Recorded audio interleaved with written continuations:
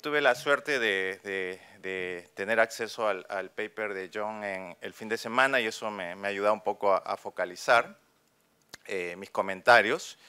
Yo quería partir de un esquema quizás tan amplio como el de John al principio, de esos 3 círculos, ¿no?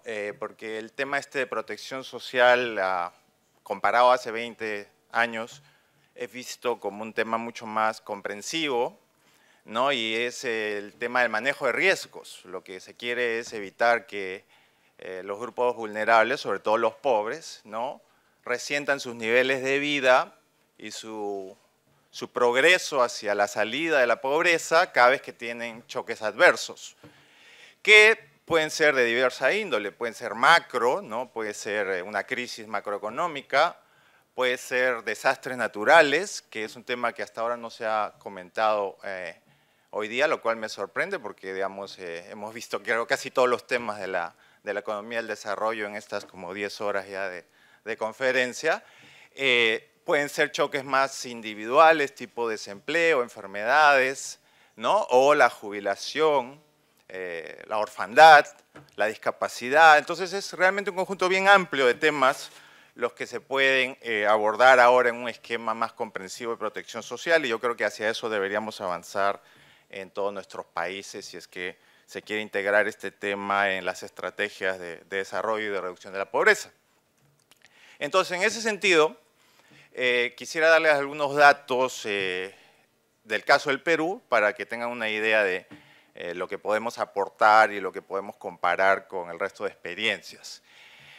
Una nota metodológica, ustedes saben que estas encuestas de niveles de vida, encuestas de hogares, hace como 2 décadas que se vienen haciendo en diversos países en desarrollo, han sido muy útiles para estudiar la pobreza de una forma estática, pero también pueden servir, si es que se incluye un módulo pequeño sobre el tema de los shocks y cómo los hogares enfrentaron esos shocks, puede ser muy útil también para el análisis de protección social.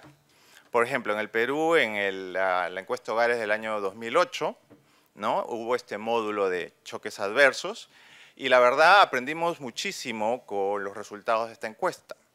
Encontramos que 43% de los hogares rurales y 28% de los hogares urbanos fueron afectados por choques adversos en el año 2008, con consecuencias muy negativas sobre ingresos, consumo y niveles de vida.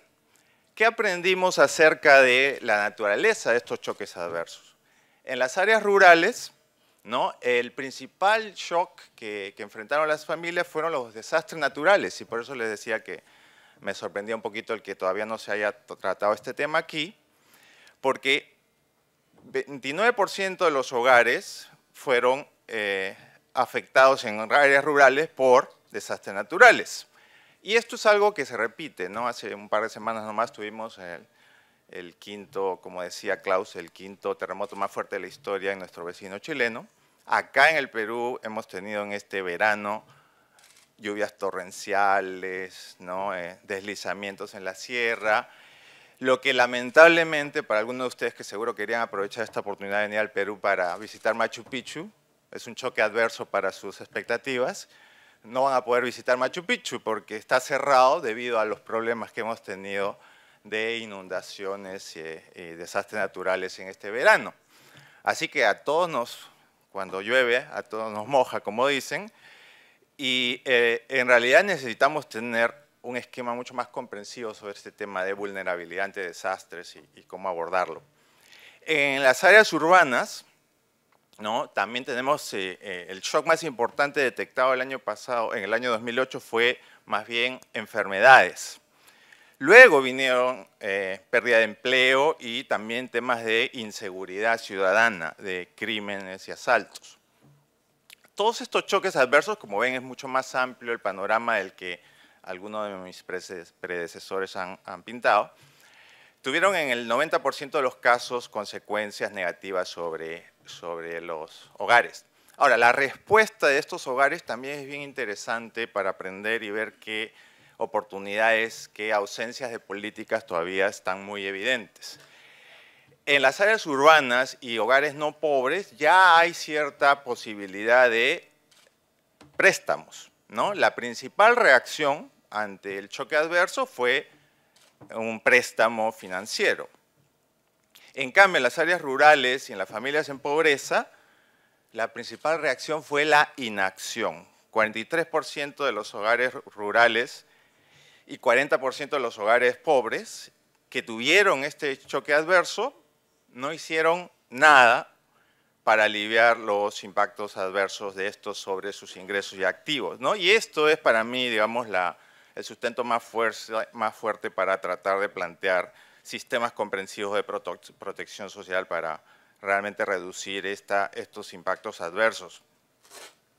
Entonces, ¿qué se necesita, por ejemplo, en un caso como el peruano, para hacia un sistema más comprensivo de protección social? Lo bueno de esta conferencia es que, como hemos visto desde anoche, ha cubierto muchos temas que tienen que ver con protección social. La protección contra crisis macroeconómicas, que era algo tan recurrente en América Latina hasta hace poco, es el primer frente de protección que deberíamos tener. Y en ese sentido, algo hemos avanzado con, por primera vez, tener políticas macroeconómicas contracíclicas y políticas sociales contracíclicas para evitar retrocesos en la reducción de la pobreza.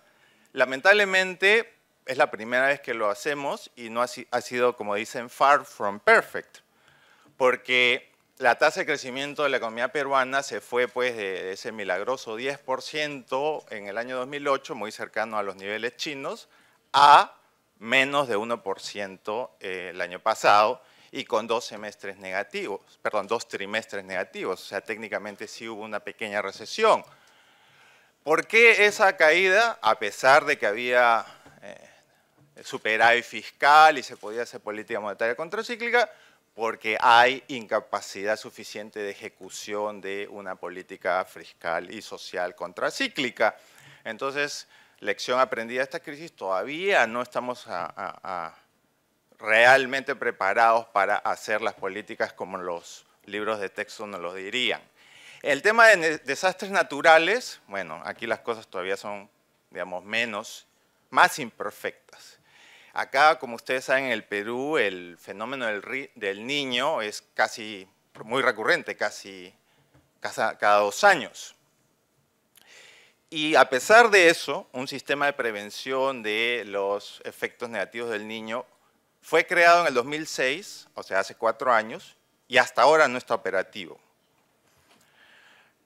La infraestructura destruida por el terremoto en el sur del Perú en el 2007 todavía no se ha terminado de reconstruir, a pesar de que tenemos recursos, a pesar de la política fiscal contracíclica. Recién con el terremoto de hace 2 semanas en Chile y el tsunami posterior, recién por eso, ahora el gobierno supuestamente ya compró o está comprando un sistema de alerta de tsunami que cuesta $1 millón. Pero ha tenido que pasar, digamos, este desastre lamentable en nuestro vecino del sur para que finalmente se pueda comprar algo que cuesta $1 millón. O sea, para que vean lo poco preparado que estamos en estos temas. Y aquí sufre el pobre, como ustedes saben, más que las personas de mejores recursos, porque el pobre tiene viviendas en zonas muy vulnerables y los mapas de vulnerabilidad, por ejemplo, todavía son inexistentes al nivel que se necesita para actuar. El caso de la pérdida de empleo, el desempleo, lamentablemente también los sistemas de seguro contra desempleo en nuestros países son o inexistentes o tienen una cobertura muy baja debido a temas de informalidad y de falta de financiamiento. Entonces, en el Perú, por ejemplo, solamente 1 de cada 10 trabajadores está cubierto por el sistema formal de compensación para el desempleo.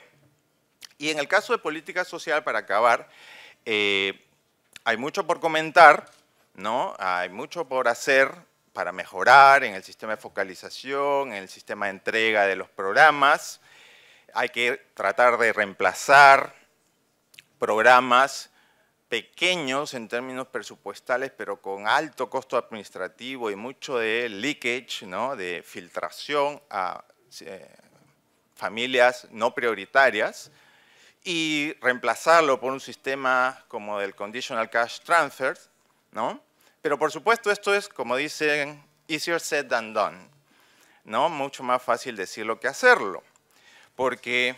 Uy, y no traje, ahí lo dejé. Ayer nomás, hoy día en el periódico nos hemos enterado que ayer el Comité de Madres del Vaso de Leche, un programa que tiene 25 años en el Perú, que tiene uno de los peores indicadores de filtración hacia grupos no prioritarios, ayer nomás han hecho manifestaciones frente al Congreso de la República para pedir aumento de presupuesto, ¿no? Entonces, esa es la realidad con la que los policy makers tienen que lidiar todos los días. Hay programas que técnicamente ya deberían haberse eliminado y reemplazado en el Perú, pero por temas de economía política no se puede.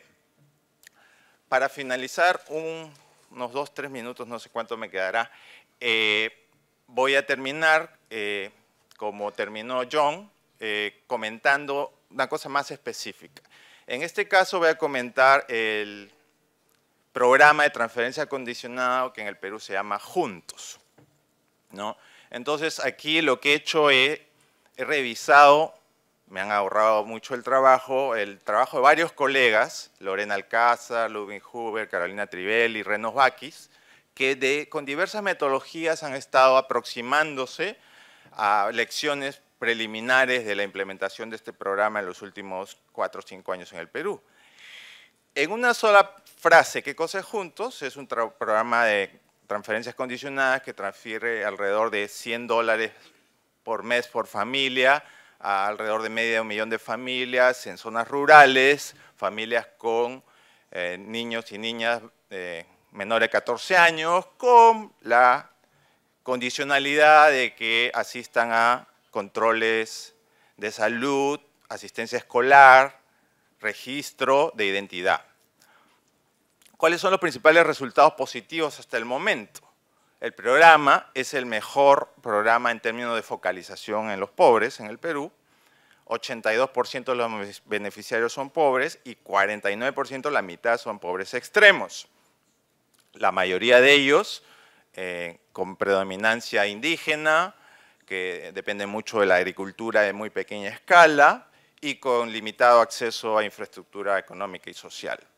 La transferencia significa alrededor de 15% del gasto promedio de estas familias, lo cual les ayuda a reducir su brecha de pobreza, y en el caso de la Sierra Rural, reduce en 2 puntos porcentuales la incidencia de la pobreza. Felizmente, también como resultado positivo del programa, la mayor parte del dinero se gasta en alimentación y otras necesidades básicas, o sea, no es cierto que se vaya, digamos, en términos significativos, alcohol y cosas de lujo. Ha aumentado la matrícula escolar, sobre todo en los años de transición de un nivel a otro, y para las niñas. Ha aumentado la demanda por servicios de salud, sobre todo controles de crecimiento y vacunas. Hay alguna evidencia cualitativa de que el rol de la mujer en la familia mejora, mejor dicho, adquiere más empoderamiento, y no parece, tal como John ha encontrado también para otros países, no parece tener resultados negativos en la oferta de trabajo. Sin embargo, algunos retos, y con esto acabo, no se encuentran todavía efectos en los indicadores finales de desarrollo como prevalencia de enfermedades, mortalidad infantil, desnutrición o en aprendizaje. Y ahí me pregunto si es demasiado temprano para exigirle al programa esto, o el programa es insuficiente por sí solo como para lograr estos impactos. Se necesita de repente un enfoque mucho más integral al respecto. Todavía hay mucho traslape con otros programas. 87% de los beneficiarios reciben otros programas adicionales. Todavía hay subcobertura a pesar de los procesos de validación comunitaria, hay conflictos entre comunidades, la oferta no está respondiendo a la misma velocidad que la demanda, porque en el Perú lamentablemente, y aquí está el presidente de Juntos para que dé fe de eso, hay muchísimos problemas para coordinar y para comprometer y que efectivamente la oferta de educación, salud aumente en los lugares donde está aumentando la demanda gracias a Juntos. Y hay temas que hay que revisar siguiendo las mejores prácticas aquí mismo en América Latina, como que la transferencia no tendría por qué ser uniforme para todos, porque las necesidades son distintas, los incentivos que uno quiere dar son distintos dependiendo de la composición de la familia, cómo ir terminando los beneficios que duran 4 años, ¿no? Y cómo hacerlo en una forma que sea transparente y políticamente aceptable. En general, Juntos tiene que ser parte y ayudar a hacer un programa mucho más comprensivo de reducción de pobreza y protección social. Y en eso yo creo que nuestros amigos del Asia nos pueden, digamos, dar muchas luces porque creo que han sido bastante exitosos en ese empeño. Muchas gracias.